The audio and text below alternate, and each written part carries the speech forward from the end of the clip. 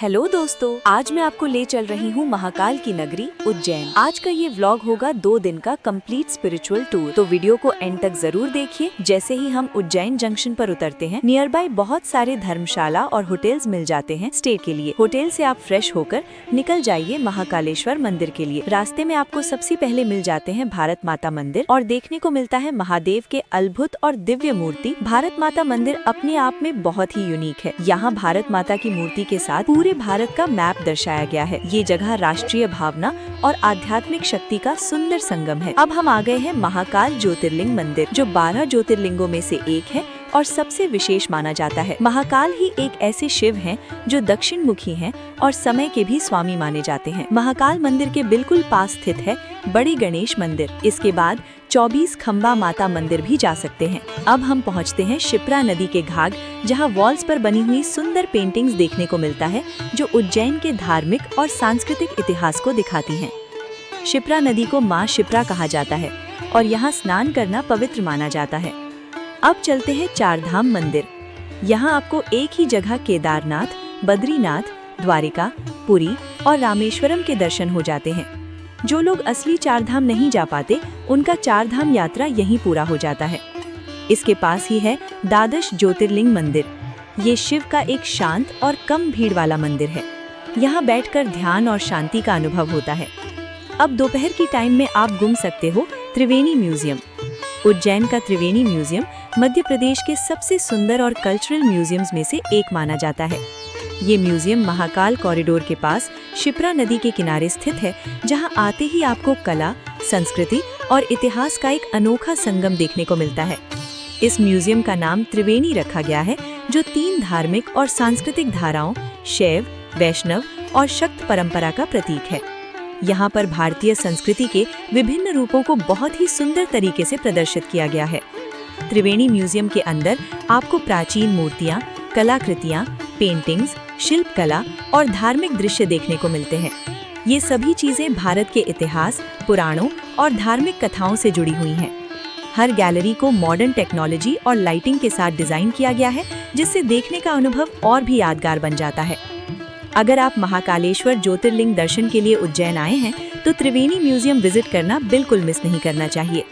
ये म्यूजियम आपको उज्जैन की आध्यात्मिक, कला और सांस्कृतिक पहचान को गहराई से समझने का अवसर देता है।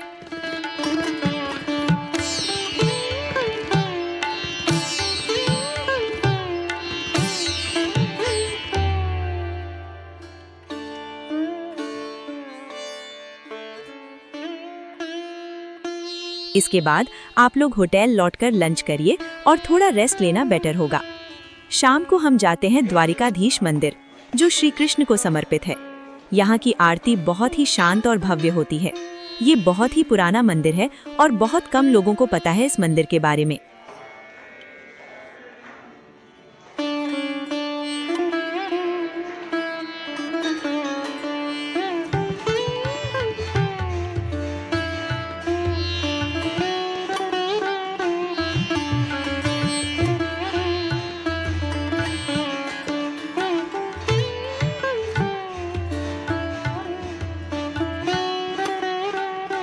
अब आप चाहो तो शाम के समय शिप्रा नदी के घाट पर चल सकते हो।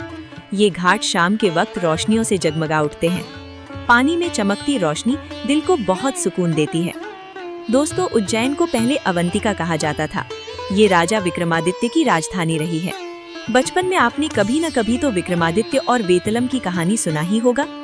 ये माना जाता है कि यहीं से काल चक्र शुरू होता है और इसीलिए महाकाल को समय का स्वामी माना जाता है। अब कल के दिन सुबह 5 बजे उठकर मंदिर के लिए निकलना होगा, इसलिए कोशिश करिएगा जल्दी डिनर करके सोने की। अगर आप धर्मशाला और होटल्स के डिटेल्स जानना चाहते हो तो कमेंट पर बताइएगा, मैं आपको उसके भी डिटेल्स दूंगी।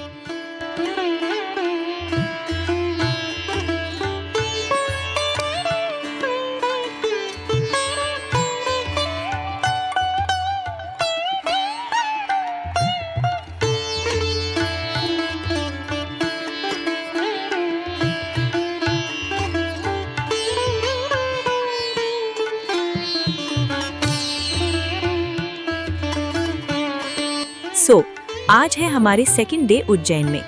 सुबह 6 बजे हम पहुंचते हैं काल भैरव मंदिर। काल भैरव को महाकाल के रक्षक माने जाते हैं। यहाँ का सबसे अनोखा विश्वास है मदिरा का भोग, जो भैरव जी स्वयं ग्रहण करते हैं। मंदिर में काफी भीड़ होने के कारण कोशिश करिएगा सुबह 6 बजे मंदिर पहुँचने की। अंदर कैमरा, फोन वगैरह अलाउड नहीं है, इसलिए मैं मंदिर के अंदर की दृश्य नहीं दिखा पाऊंगी।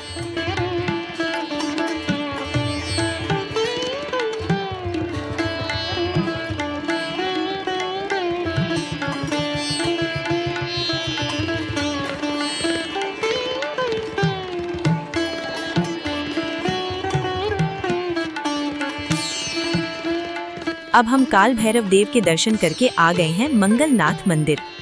ये मंगल ग्रह का जन्म स्थान माना जाता है। शादी और मांगलिक दोष के लिए ये मंदिर बहुत प्रसिद्ध है।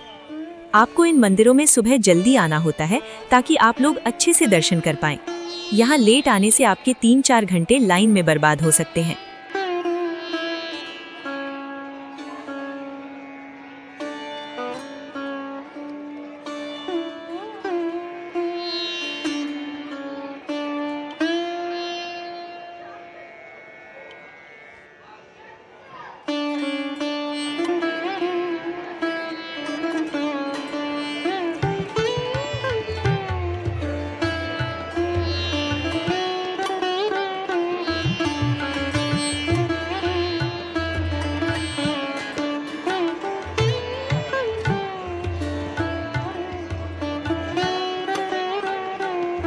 अब हम आ गए हैं सिद्धवट मंदिर।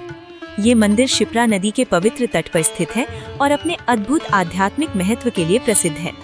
इस स्थल को सिद्धवट भी कहा जाता है, जहाँ वट वृक्ष यानी बरगद का पेड़ बहुत पवित्र माना जाता है। धार्मिक मान्यता के अनुसार ये वही स्थल है जहाँ ऋषि मुनियों ने कठोर तपस्या करके सिद्धियां प्राप्त की थी। इसके बाद हम आए हैं भर्तरी गुफा। ये राजा भर्तरी की तपस्या और वैराग्य से जुड़ी हुई पवित्र गुफा है। मान्यता है कि राजा भर्तरी ने यहीं पर सब कुछ त्याग कर कठोर तपस्या की थी। भर्तरी गुफा उज्जैन का एक महत्वपूर्ण धार्मिक और ऐतिहासिक स्थल माना जाता है। साथ ही यहाँ एक गौशाला भी देखी जाती है। अब हम आ गए हैं चिंतामणि गणेश मंदिर। ये गणेश जी का बहुत ही प्राचीन मंदिर है। यहाँ आकर लोग अपनी चिंताओं से मुक्ति पाते हैं।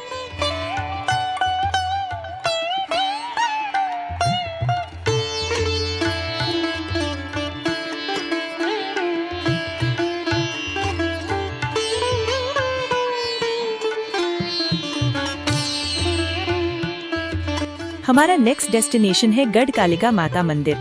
गढ़कालिका माता को कालिदास की कुलदेवी माना जाता है।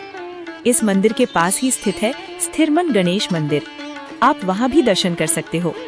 अंदर कैमरा, फोन वगैरह अलाउड न होने की वजह से मैं अंदर की दृश्य नहीं दिखा पाऊंगी। मंदिर के पास ही एक गौशाला भी देखी जाती है। यहाँ लोग आते हैं और गायों की सेवा करते हैं। इन सभी मंदिरों को घूमने के लिए हमने ऑटो बुक किया है। ऑटो की किराया आपको 600-700 तक पड़ेगा मैक्सिमम। वो भी डिपेंड करता है आप किस किस मंदिरों में दर्शन करने जाना चाहते हो। ये सभी मंदिर उज्जैन महाकालेश्वर मंदिर से 10 किलोमीटर की दूरी पर है, जिसके लिए पर्सनल ऑटो करना सबसे बेस्ट है। अब हम आ गए हैं इस्कॉन टेम्पल। इस्कॉन मंदिर की शांति और भजन मन को अलग ही दुनिया में ले जाते हैं। बहुत कम लोगों को पता है कि उज्जैन में भी एक इस्कॉन मंदिर है। आप इस्कॉन मंदिर को बिल्कुल स्किप मत करना। यहाँ आकर आप लोगों को काफी अच्छा लगेगा।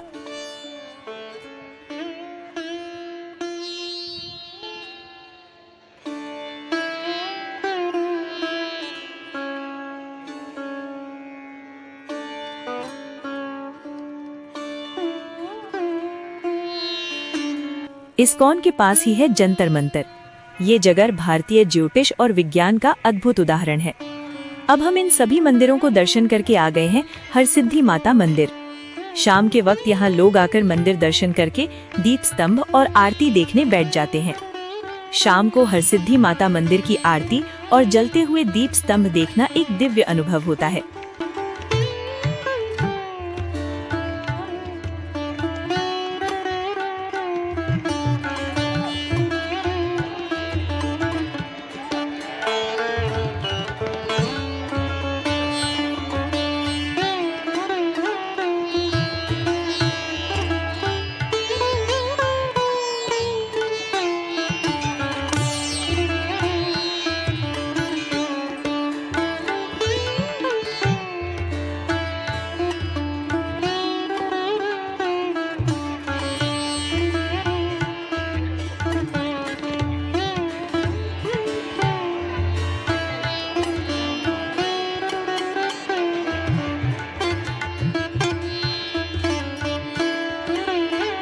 इसके बाद आप कॉरिडोर के पास स्थित विक्रमादित्य टेम्पल के भी दर्शन कर सकते हो। अब हम आए हैं महाकाल कॉरिडोर, जहां मॉडर्न आर्किटेक्चर और आध्यात्म का संगम दिखता है। रात के समय कॉरिडोर की लाइटिंग बहुत ही मेस्मराइजिंग होती है। दोस्तों, ये थी हमारी महाकाल नगरी उज्जैन की स्पिरिचुअल यात्रा। हमने कुछ लोकेशन स्किप भी किया है वक्त कम होने की वजह से, जिसके डिटेल्स मैं आपको डिस्क्रिप्शन में दूंगी। आप लोग चाहो तो वहां भी विजिट कर सकते हो।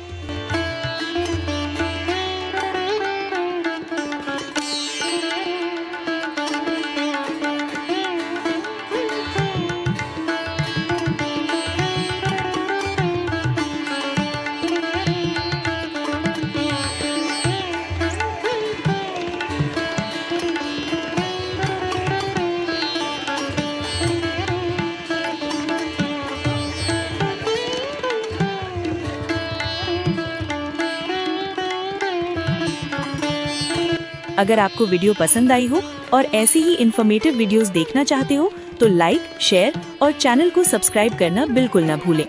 जय महाकाल।